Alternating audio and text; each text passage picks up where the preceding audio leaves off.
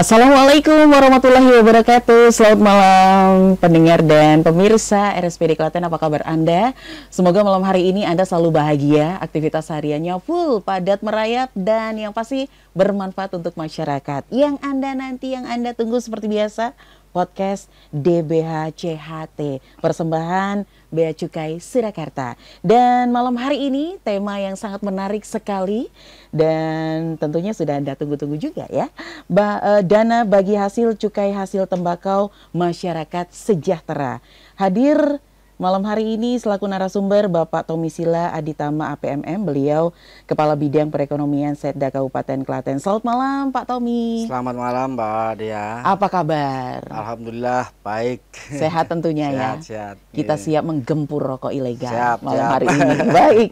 Kemudian yang kedua pastinya ini selalu hadir di tengah-tengah kita semuanya, warga masyarakat Klaten, pendengar dan juga pemirsa.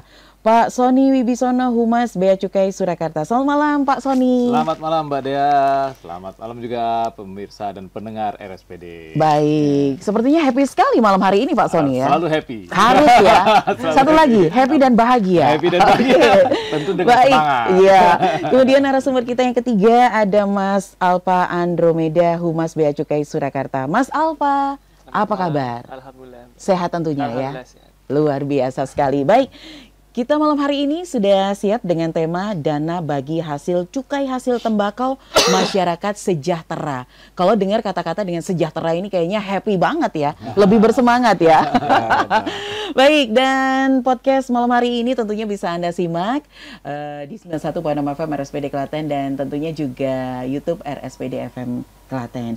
Baik, langsung saja untuk sementara saya akan ke yang jauh-jauh dulu. Mas sabar dulu ya. Siap, Mbak Dea. Saya ke Pak Tommy dulu nih, pastinya ini. Seperti apa ini Pak Tommy untuk penggunaan dana DBH CHT di tahun 2025 ini? Silakan Pak Tommy. Oke, terima kasih Mbak Dea. Sebelumnya kepada pendengar RSPD Klaten yang bahagia semuanya. Ya. Tentunya pada kesempatan malam hari ini kami dari bagian perekonomian selaku sekretariat DBH CHT menyampaikan terkait dengan penggunaan dana DBH CHT untuk tahun 2025.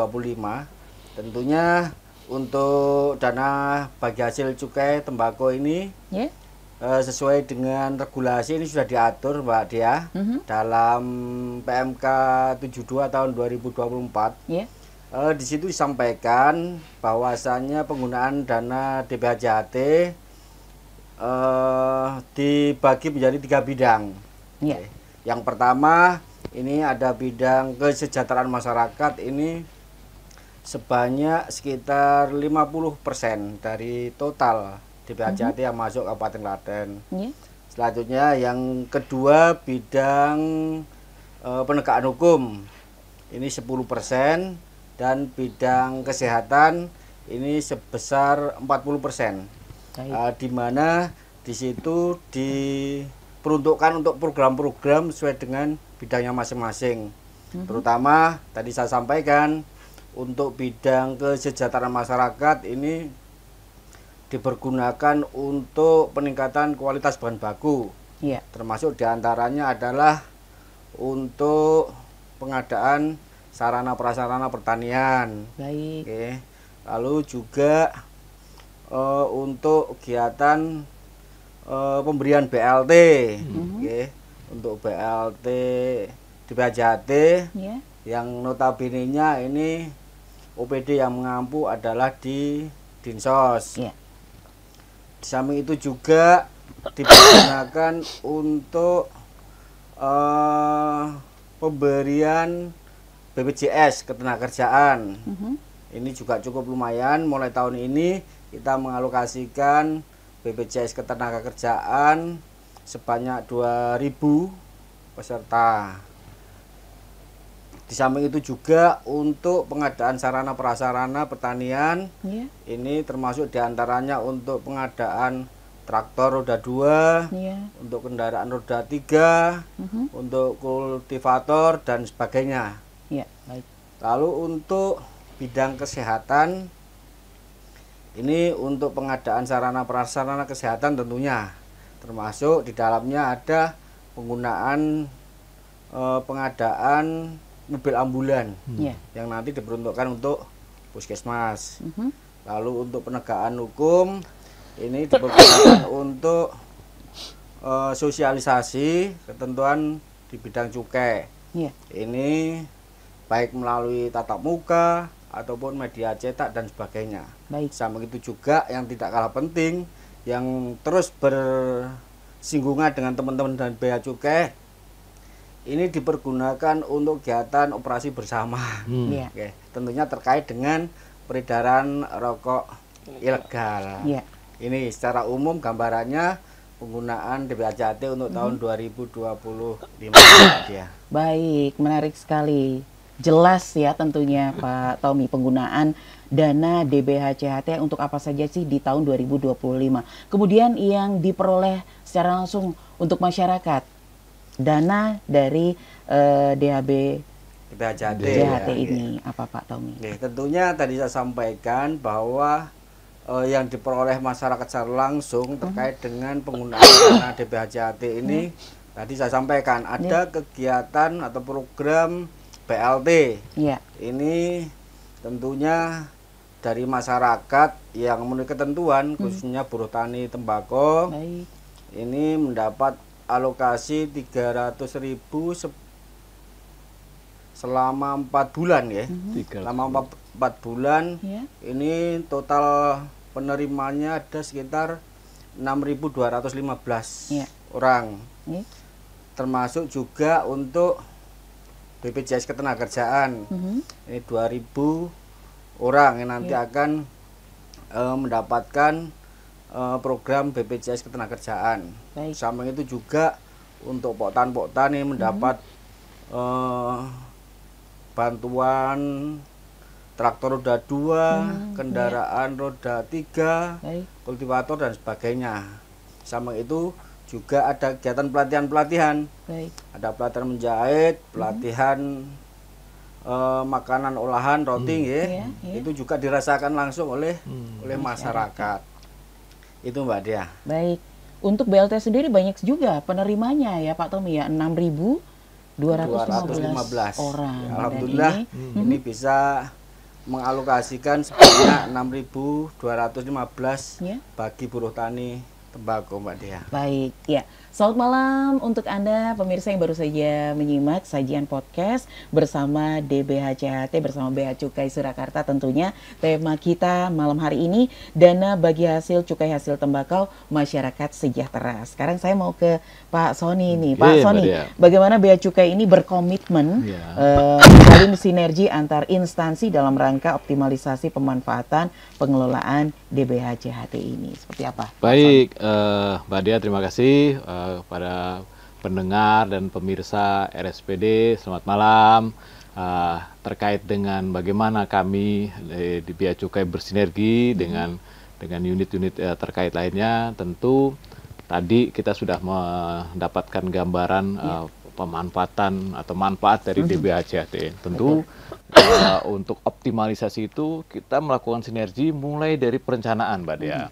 Jadi kita mulai dari perencanaan, berkoordinasi. Kita tuh kan dalam melaksanakan pemanfaatan DBHJT ada petunjuknya, ada regulasinya, ada peraturan Menteri Keuangan kalau nggak salah 72 ya Pak Tommy ya, tahun 2024. Nah itu menjadi pedoman kita untuk melaksanakannya. Nah, dari situ kita berdiskusi, merencanakan, ya. Mulai dari merencanakan kita sudah mulai sinergi dengan pemerintah daerah setempat. Kemudian nggak cuma merencanakan, kemudian juga melaksanakan. Pelaksanaannya beberapa yang kita adakan kerjasama seperti yang tadi dicontohkan juga di bidang penegakan hukum. Kita ada kegiatan namanya operasi bersama seperti itu. Terus sosialisasi pun demikian, sosialisasi kita secara bersama-sama berbarengan juga dengan OPD-OPD yang mendapat alokasi DBHJT dan mereka perlu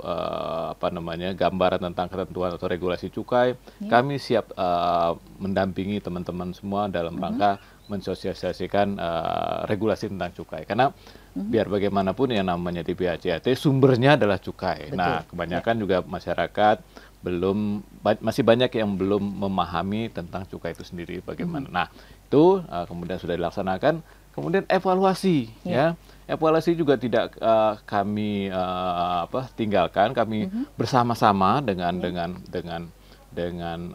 pemerintah daerah setempat untuk mengevaluasi apa ini yang sudah dilaksanakan, apakah sesuai dengan koridor ketentuan yang ada, sesuai dengan regulasi tadi PMK 72 atau masih belum. Terus kita evaluasi, termasuk bagaimana mengatasi kendala-kendalanya, misalnya mengenai pelaksanaannya, terus kemudian alokasi waktunya seperti apa. Terus kita lakukan diskusi bersama dengan teman-teman dari pemerintah daerah setempat. Baik. Gitu Mbak Dea, dari awal sampai akhir terus kita dampingin dalam rangka sinergi. Baik. Gitu. Pak Tommy akan menambahkan terkait komitmen menjalin sinergi dengan instansi ini. Seperti apa Pak Tommy?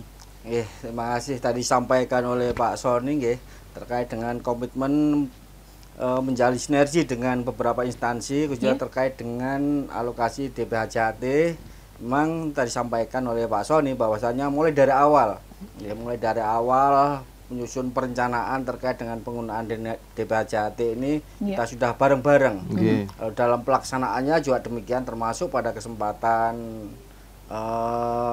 hari ini, malam ini kita juga melaksanakan kegiatan sosialisasi kepada masyarakat secara bersama-sama. Lalu pada saat pelaksanaan kegiatan operasi bersama ini juga kita bersama-sama terus menjalin komitmen dengan teman-teman Bea Cukai untuk bareng-bareng mensukseskan terkait dengan pelaksanaan program DPH-JHT ini. Agar apa? Agar program DPH-JHT ini bisa sukses, dan harapan ke depan tentunya warga masyarakat Kabupaten Klaten yang notabene dalam kutip menjual rokok ilegal ini bisa diminimalisir. Baik. Kira demikian Mbak Dea. Baik, yang pasti malam hari ini juga ini termasuk sosialisasi juga untuk warga masyarakat, kemudian juga untuk pendengar dan juga pemirsa. Kita terus melakukan sosialisasi, memberikan pemahaman apa itu cukai untuk warga masyarakat. Begitu Pak Sony ya teman-teman ya. Oke. Baik, kembali ke Pak Sony, berapa besar sih kontribusi tembakau ini terhadap perekonomian? Baik Mbak Dea, terima kasih. Jadi begini para pendengar dan pemirsa RSPD, bahwa kontribusi cukai itu dalam APBN kita itu hampir mencapai angka 10%. Jadi kurang lebih 220 something triliun itu dihasilkan atau diterima dari penerimaan cukai. Nah, itu dari 200 itu dari total APBN yang 2000 sekian, berarti kami dalam ini Direktorat Jenderal Bea Cukai mengumpulkan penerimaan negara sebesar kurang lebih 10%-nya atau 200 sekian 220 triliun. Nah, dari angka 220 something triliun itu 95%-nya Mbak Dea itu dari cukai rokok atau cukai hasil tembakau. Nah, bayangkan, jadi kontribusi cukai rokok itu atas penerimaan cukai itu sangat signifikan. Begitu pula juga atas kontribusi terhadap penerimaan negara. Nah, tentunya tadi sebagian dari penerimaan cukai itu juga dikembalikan lagi ke daerah dalam bentuk DPH-JHT yang tadi alokasinya sudah disampaikan oleh Pak Tommy. Itu manfaatnya di situ, kontribusinya terhadap pembangunan di situ. Nah, selain itu hanya 3%. Nah, 97%-nya itu memang untuk alokasi pembangunan nasional. Jadi secara nasional dana penerimaan cukai yang dikumpulkan tadi digunakan untuk pembangunan Indonesia seluruhnya. Kurang lebih seperti itu Mbak Dea kontribusinya. Kebetulan untuk Kabupaten Klaten tahun 2025 ini cukup lumayan ya, dapat alokasi sekitar 27 miliar. Wah, luar biasa. Luar biasa sekali ini tadi ya. Kontribusi terhadap tembakau terhadap perekonomian 27 miliar. Wow. Lumayan besar, sangat besar ini, bukan lumayan lagi. Ya, baik, sekarang saya mau ke Mas Andromeda nih terkait tadi yang sudah saya sampaikan, karena untuk malam hari ini kita tetap terus melakukan sosialisasi gempur rokok ilegal dan juga memberikan pemahaman kepada warga masyarakat, kepada pendengar dan juga pemirsa yang malam hari ini menyimak podcast DPH-JHT ini. pastinya ini yang selalu kita tanyakan dan selalu kita informasikan. Bagaimana cara membedakan?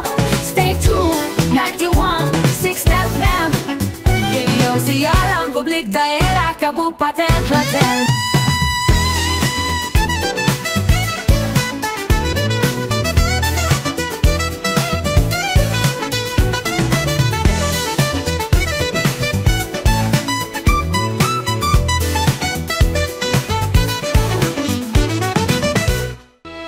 Sungguh hati seorang wanita adalah rahasia lautan yang dalam. Bukankah kita tidak bisa bersatu? Tapi aku mencintaimu. Cut. Mana ekspresinya? Ayo semua, keluar. Beresin semuanya. Kita lanjut ke sini yang lanjutnya. Ayo, ganti properti. Kamera fokus. Kalian itu paham gak? Ini tadi scene-nya tuh gampang banget loh. Ya Pak, baik Pak, maaf. Maaf. Ayo all crew semuanya siap. Lanjut ke scene selanjutnya. Baik, Pak. Baik Pak. Cut. Kamu itu paham gak toh? Kenapa lagi Pak? Ini itu barang yang merugikan negara. Ini cuma rokok Pak. Tapi itu ilegal. Rokok polos. Rokok tanpa bina cukai. Ini ilegal. Bisa dipenjara 2-5 tahun. Nah, Tuh, paham gak? bahaya. Waduh. Duh, Pripun, Mas? nek nukoki rokok aku, ojo sing ilegal lho yo. Siap. Halo sedulur, ayo kita gempur rokok ilegal di sekitar kita. Kenali tandanya, bentuk dan pitanya, laporkan juga oknum-oknumnya. Piendo. Rokok ilegal itu kepiye? Walah ngene. Sing polos ra nganggo pita juga. Saatnya stop rokok ilegal. Ayo semua gempur rokok ilegal karena sangat merugikan negara. Janganlah sampai kau mengedarkannya karena nanti bisa dipenjara. Rokok tanpa pita cukai, pita cukai palsu, pita cukai salah peruntukannya. Mari kita taat pada aturan, saatnya kita stop rokok ilegal.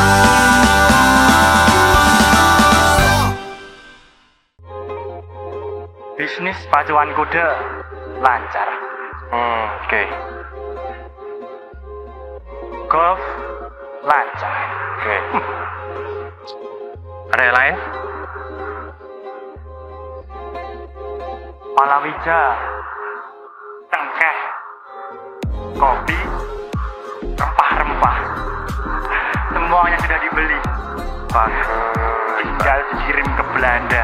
Bagus, kerja yang bagus. Kita nikmati dulu. Nah, ini ada cukainya. Rokok mesin ada SKT-nya. Ini juga dilarang. Bahayanya penjara 2-5 tahun. Laporkan di call center 1500225.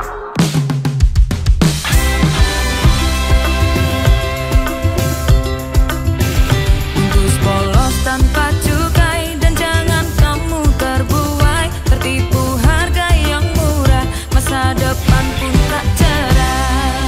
Pilih tentu yang pasti rasa dan kualitasnya dan jangan pernah berhenti singkirkan rokok ilegalnya.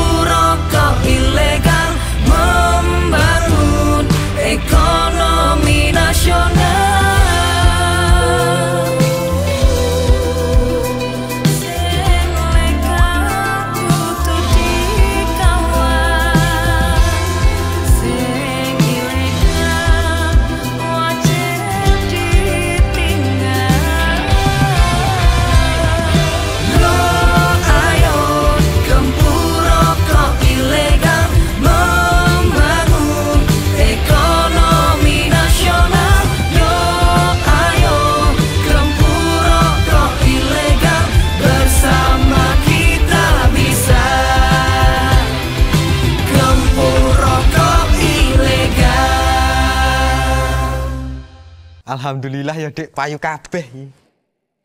Ah, kenapa tuku skincare, Mas? Sekolah anak esek. Barika tadi biduan.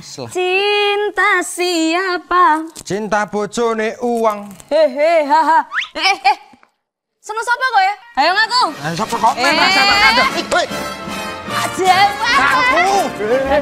Jadi ini ya. Aja, baru kok ya. Aku ning kene. Jene. Oke, tak jabar kok ya. Ini tak jabar. Oke. Aduh. Yang kocah nom, hel.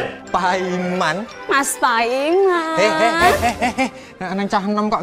Aduh ampun Mas. Wonten perlu napa Mas Paiman? Ini bayu bakone sih kira. Halah iki lho. Lagi wae payu entek kabeh ditekani pabrik mbako iki mau. Alah, Lah kuwi sampean nggawa apa kuwi kertas biru-biru kuwi Mas? ini Pak. Iki cukaine to. Aku yang mengge rokok. Palsu. Iya.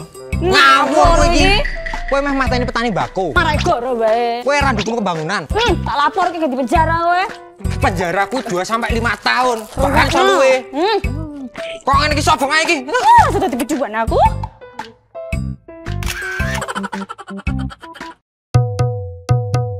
Jangan kau dekati, rokok ilegal harus dibenci. Tanamkan di jiwa, tanamkan di hati. Kita harus baku jaga, mendukung program pemerintah. Tanamkan di jiwa, tanamkan di hati. Bersama melawannya, bersama kita bisa. Ayo gempur rokok ilegal, ayo gempur rokok ilegal. Bersama-sama melawannya. Ayo gempur rokok ilegal, ayo gempur rokok ilegal. Bersama-sama kita pasti bisa. Secara kasat mata ini Secara Mas Pandu, seperti apa? Ya. Baik, terima kasih Mbak Dia.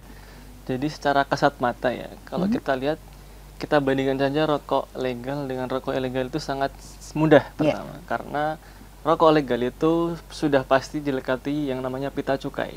Jadi pita cukai itu sebagai dokumen security bahwa rokok tersebut sudah membayar cukai. Artinya ketika sebuah rokok itu tidak dilekati dengan pita cukai, itu termasuk salah satu kategori rokok ilegal.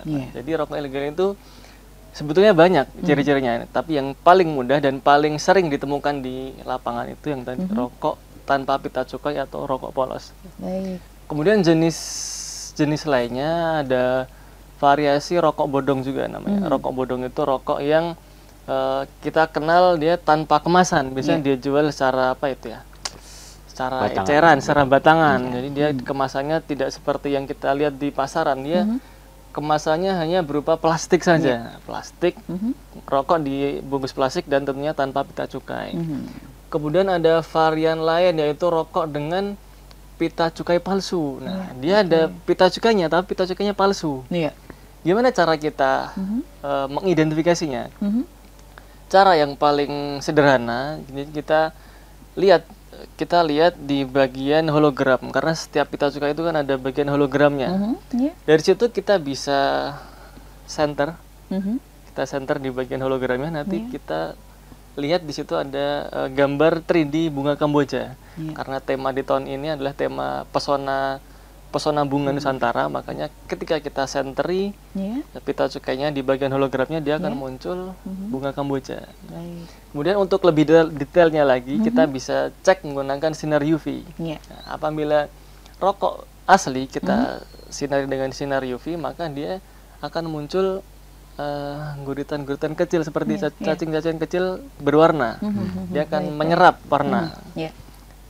Beda halnya dengan rokok dengan pita cukai palsu tadi. Ketika kita sinari, dia akan memantul cahayanya. Jadi ketika kita sinari, dia tidak muncul sama sekali tadi guritan-guritan kecil seperti cacing-cacing kecil yang berwarna tadi. Itu cara untuk mengecek lebih lanjut. Jadi yang cara sederhananya kita cukup senter saja di bagian hologramnya. Tapi kalau kita ingin membuktikan lebih lanjut lagi, lebih detail lagi, kita perlu sinar UV untuk mengetahui tadi apakah dia menyerap atau tidak menyerap cahaya. Kemudian varian lain yaitu ada salah peruntukan. Apa nih salah peruntukan ini? Jadi misalkan kita lihat rokok 20 batang. Secara aturan rokok 20 batang seharusnya dilekati dengan pita cukai yang seharga 20 batang juga. Nah, di pasar itu ada beberapa modus yang kami temukan, itu ada yang dilekati hanya 12 batang. Jadi padahal kan 20 batang ya. Artinya atas sisanya atau atas 8 rokok tersebut dia tidak membayar cukai. Kemudian ada lagi salah peruntukan lagi, tapi ini terkait dengan rokok filter dan rokok kretek. Pada dasarnya tarif cukai rokok filter dan rokok kretek atau SKM dan SKT itu berbeda. Jauh lebih mahal yang SKM. Karena apa? Tujuannya karena kita melindungi industri yang padat karya. Karena kita tahu rokok kretek itu sangat menyerap banyak tenaga kerja. Maka dari itu rokok dengan SKM itu pita cukainya lebih tinggi. Nah, beberapa modus di lapangan yang kami temukan itu ada rokok SKM atau rokok filter tadi ditempel dengan SKT. Otomatis atas sisanya itu kan harusnya terkena pajak. Jadi modus-modusnya beragam dari mulai rokok polos, rokok bodong, salah peruntukan, ada lagi rokok salah personalisasi. Di setiap rokok terutama golongan 2 dan 3 itu dia mempunyai kode unik lah. Istilahnya kode unik di setiap pita cukainya. Ini juga jadi salah satu modus juga. Jadi PTA dia menggunakan pita cukai milik PTB. Nah, seperti itu. Ya tujuannya tentu untuk menghindari tadi pajak. Kalau gini ada lagi, Mas. Saya dengar-dengar di masyarakat itu ada Ronsewu pita asli dari rokok itu dikumpulkan, dijual lagi katakanlah seperti itu. Itu betul. Masuk yang mana itu? Yang disebutkan oleh betul Pak Tommy tadi pita cukai bekas. Nah, jadi modus sering Pak ya di sini temukan ya. Dia ada modus lagi. Jadi ada pabrik dia mengepul pita cukai bekas dari para warung-warung kecil. Mereka dijanjikan keuntungan lebih. Misalkan dia dari distributornya beli 10 gratis 1. Tapi dengan syarat pita cukainya tolong jangan dirusak. Jangan dirusak nanti biar bisa ditempel di produk yang baru gitu. Baik. Ada juga Pak Tommy seperti itu. Ada. Menarik lagi seperti itu. Pak Sani mau menambahkan sedikit hal yang kasat mata seperti itu dari sisi harga, Mbak ya. Dari sisi harga, kalau itu rokok filter, kemasannya bagus, cantik, gitu, seperti rokok-rokok mahal, tapi harganya ya sangat murah. Nah, katakanlah 50%-nya dibandingkan rokok yang sejenis. Nah, itu bisa dikatakan atau bisa ada indikasi rokok tersebut ilegal. Seperti itu. Kenapa? Karena ya tadi yang nggak dibayar itu cukai. Nah, cukai itu nilainya kurang lebih 50%-nya dari harga rokok. Jadi kalau dia nggak bayar rokok pasti harganya jatuh di bawah itu kan itu 50%-nya. Nah, ya itu yang ciri-ciri kalau orang mau beli rokok tapi harganya murah. Nah, itu patut dia mencurigai diri sendiri bahwa itu rokoknya ilegal. Nah, satu lagi nih untuk pedagangnya. Jadi kalau ada yang sales nawarin rokok, tolong dong jualin rokok ini gitu. Tapi jualnya ngumpet-ngumpet ya, gitu loh. Jangan terbuka, jangan dipasang di display secara terbuka. Nah, itu juga patut kita duga adalah rokok ilegal. Seperti itu. Jadi yang kasat mata seperti itu, Mbak Dia, tambahannya. Oke, iya, baik. Kemudian untuk penindakan dan pelaporan dalam penemuan rokok ilegal ini seperti apa? Oke, mungkin Mas Sandro bisa menjelaskan. Untuk penindakan sendiri kan kita tadi sudah sebutkan bahwa kita rutin melakukan operasi bersama dengan Satpol PP. Jadi ketika kita temukan di sana ada katakanlah pedagang, pedagang yang menjual tadi rokok ilegal dengan ciri-ciri yang kami sebutkan tadi.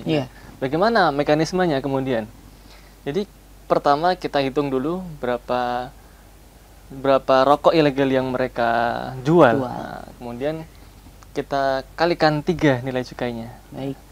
Dalam hal perkalian 3 tadi, si penjual bisa membayar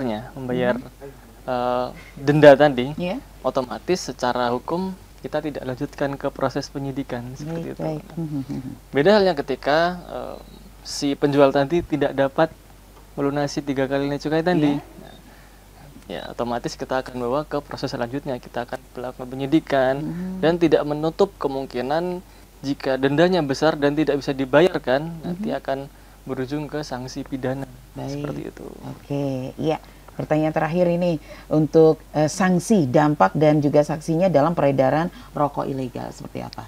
Sanksinya seperti saya sebutkan tadi, bahwa setiap penjual atau pengedar atau pabrik yang melakukan aksi ilegal tadi akan dikenakan sanksi namanya UR, ultimum remedium, sebesar 3 kali nilai cukai yang dia kuasai.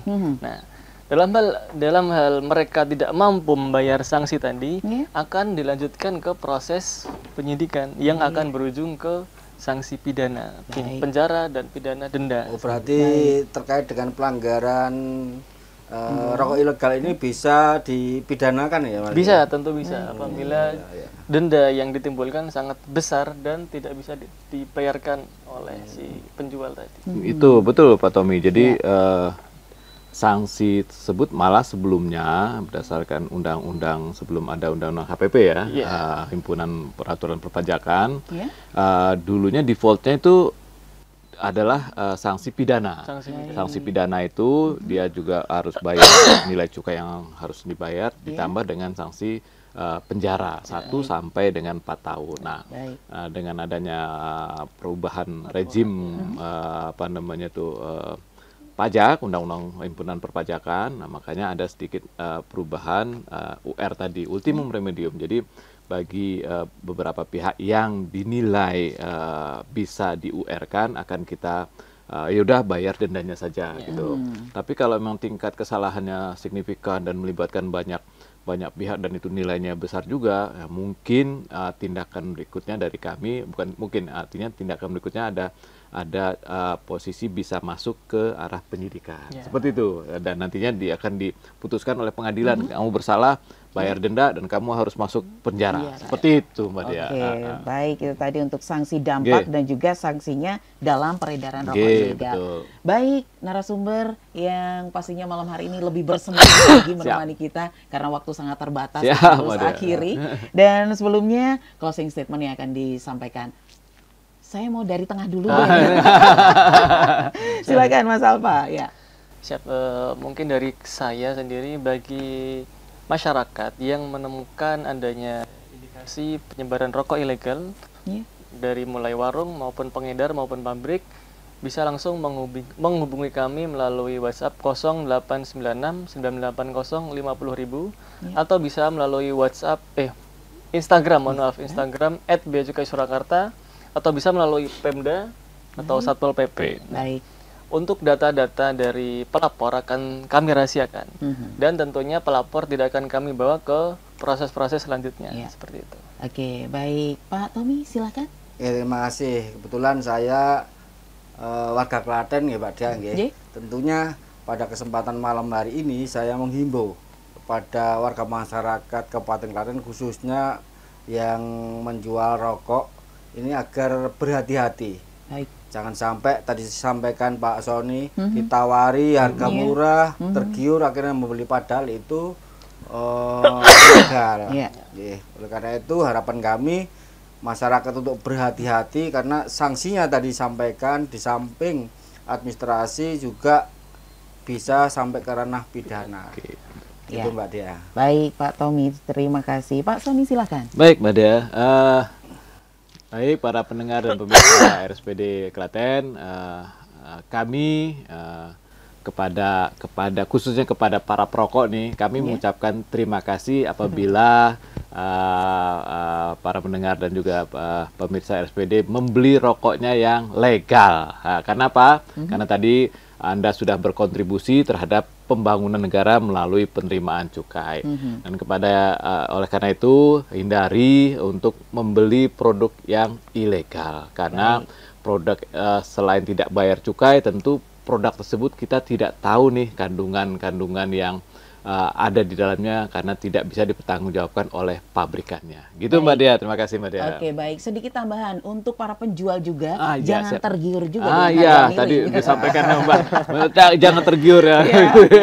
Baik, oke. Terima kasih untuk Pak Tommy, kemudian Pak Sony dan juga Mas Alfa atas kehadirannya malam hari ini di studio. Next, lain waktu kita harus melakukan sosialisasi lagi ini ya. Baik, selamat melanjutkan aktivitas, sehat selalu untuk bapak-bapak semuanya. Baik, pendengar setia RSPD Klaten, demikian podcast DBHCHT bersama Bea Cukai malam hari ini. Telah hadir di studio dan sudah memberikan informasinya bersama Bapak Tommy Sila Aditama, kemudian Pak Sony Wibisono dan juga Mas Alfa Andromeda. Semoga apa yang sudah disampaikan narasumber bermanfaat dan menambah informasi untuk kita semua. Amin. Terima kasih atas kebersamaan Anda, selamat beristirahat yang masih terus beraktivitas, semoga lancar dan sukses, sehat untuk kita semua. Saya Dea Nadira beserta tim yang bertugas mengucapkan selamat malam dan terima kasih. Wassalamualaikum warahmatullahi wabarakatuh. Sungguh hati seorang wanita adalah rahasia lautan yang dalam. Bukankah kita tidak bisa bersatu? Tapi aku mencintaimu. Cut. Mana ekspresinya? Ayo semua, keluar. Beresin semuanya. Kita lanjut ke sini yang lanjutnya. Ayo, ganti properti. Kamera fokus. Kalian itu paham gak? Ini tadi scene-nya tuh gampang banget loh. Ya Pak, baik Pak. Maaf. Ayo all kru semuanya siap. Lanjut ke scene selanjutnya. Baik Pak. Cut. Kamu itu paham nggak toh? Kenapa lagi Pak? Ini itu barang yang merugikan negara. Ini cuma rokok Pak. Tapi itu ilegal. Rokok polos. Rokok tanpa bina cukai. Ini ilegal. Bisa dipenjara 2-5 tahun. Nah, tuh paham nggak? Bahaya. Waduh. Duh, Pripun Mas? nek nukoki rokok aku, ojo sing ilegal lho yo. Siap. Halo sedulur, ayo kita gempur rokok ilegal di sekitar kita. Kenali tandanya, bentuk dan pitanya, laporkan juga oknum-oknumnya. Rokok ilegal itu kepiye? Walah ngene. Sing polos nganggo pita juga. Saatnya stop rokok ilegal. Ayo semua gempur rokok ilegal, karena sangat merugikan negara.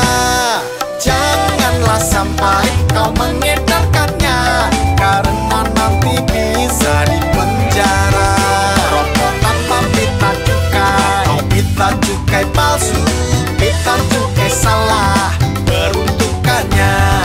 Mari kita taat pada aturan, saatnya kita stop rokok ilegal.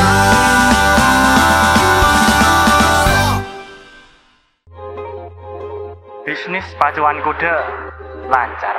Oke. Golf lancar. Oke. Ada yang lain? Palawija, tengkeh, kopi, rempah-rempah, semuanya sudah dibeli. Bagus. Tinggal dikirim ke Belanda. Bagus, kerja yang bagus. Kita nikmati dulu. Nah, ini ada cukainya. Rokok mesin ada SKT-nya. Ini juga dilarang. Bahayanya penjara 2-5 tahun. Laporkan di call center 1500225.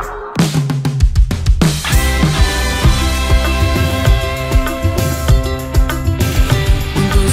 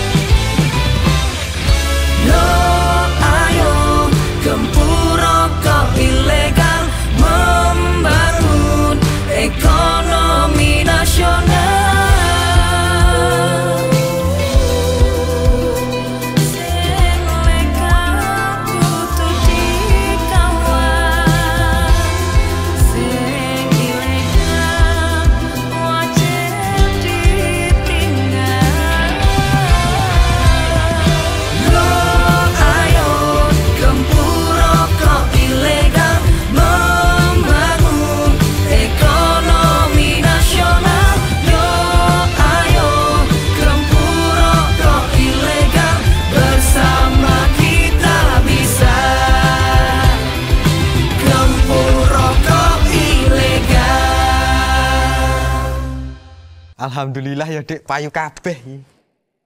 Ah, kenapa tuku skincare, Mas? Sekolah anak esek. Barika tadi biduan. Cinta siapa? Cinta bojone uang. Hehe, haha. Seneng siapa kok ya? Ayo ngaku. Siapa kok? Sabar ada. Woi. Aja. Aku. Oke. Oke ini ya. Sabar kok ya. Aku ning kene. Jene. Oke tak sabar kok ya. Ini tak sabar kok. Oke. Aduh. Yang kocah nom hel. Paiman. Mas Paiman. Nang cah enom kok. Aduh ampun Mas. Wonten perlu napa Mas Paiman? Ini bayu bakone sih kira. Halah iki lho. Lagi wae payu entek kabeh ditekani pabrik mbako iki mau. Halah. Lah kuwi sampean nggawa apa kuwi kertas biru-biru kuwi Mas? Iki ngene, Pak. Iki cukaine to. Aku yang mengge rokok palsu. Iya. Ngawur kowe iki. Kowe meh mateni petani mbako. Marai goro bae. Kowe ra ndukung pembangunan. Tak lapor ki di penjara kowe. Penjaraku 2 sampai 5 tahun. Bahkan seluwe. Kok ngene iki sobong ae iki? Sudah dibiduan aku.